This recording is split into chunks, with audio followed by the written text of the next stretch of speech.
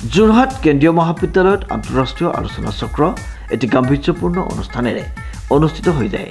উল্লেখযোগ্য যে অসমৰ এখন অগ্ৰণী শিক্ষানুষ্ঠান যোৰহাট কেন্দ্ৰীয় মহাবিদ্যালয়ত দুদিনীয়াকৈ অনুষ্ঠিত হৈছে আন্তঃৰাষ্ট্ৰীয় আলোচনা চক্ৰ। হয়, আজি দুদিনীয়াকৈ আমি 29 আৰু 30 তাৰিখে এখন আন্তঃৰাষ্ট্ৰীয় আলোচনা চক্ৰ পাতিছোঁ। তাৰ মূল টপিকটো হৈছে convergence of nano technology, biotechnology and artificial intelligence, sustainability and societal benefit. পোনপ্ৰথমে আহিব যে আমি এখন আন্তঃৰাষ্ট্ৰীয় আলোচনা চক্ৰ পাতিছোঁ আমাৰ কলেজত। এই যোৰহাট কেন্দ্ৰীয় মহাবিদ্যালয়ত প্ৰথমবাৰৰ কাৰণে আমি পাতিছোঁ। নেশ্যনেল পৰ্যায়ত বহুতকেইখন পাতি গৈছিলোঁ। পোনপ্ৰথমবাৰৰ বাবে আমি এখন আন্তঃৰাষ্ট্ৰীয় আলোচনা চক্ৰ পাতিছোঁ। আৰু যিটো আমি টপিক লৈছোঁ nano technology, biotechnology, artificial intelligence, যিটো নেনো বায়' AI বুলি কয়। এতিয়া মানুহৰ মাজত উৎকণ্ঠা এটা কুৱেশ্যন আহিব যে এই ছেমিনাৰখনে আমাৰ সমাজক বা ছাত্ৰ ছাত্ৰীসকলক কেনেকৈ উপকৃত কৰিব। এতিয়া গোটেই কথাটো হৈছে যে আজিকালি যিবোৰ বিজ্ঞানৰ নতুন ধ্যান ধাৰণা সেইবোৰ সময়ে সময়ে সলনি হৈ থাকে।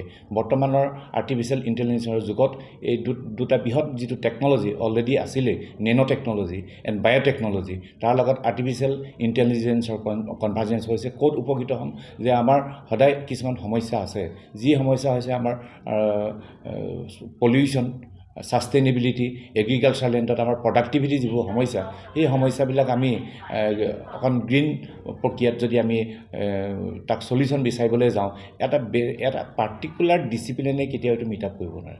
আমি অকল নেনো টেকন'লজি যদি সহায় লওঁ, নেনো ফাৰ্টিলাইজাৰ বা বায়'টেকন'লজি যদি সহায় লওঁ, সেইটো সম্ভৱ হৈ নুঠেগে। কাৰণ আজিকালি গোটেই কথাটো ছাষ্টেইনেবিলিটি, আমি কিমান এনাৰ্জি কনজিউম কৰিছোঁ, কিমান প্ৰডাক্টিভিটি আছে।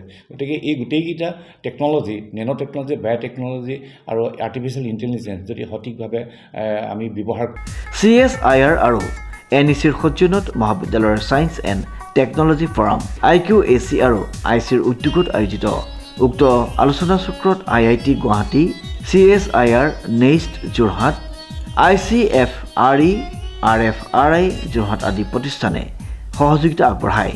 অনুষ্ঠানৰ শুভাৰম্ভ হয় মহাবিদ্যালয়ৰ সংগীতেৰে আৰু পৰিচালনা সমিতিৰ সভাপতি ডক্টৰ দীপক শৰ্মাই বন্তি প্ৰজ্বলন কৰে।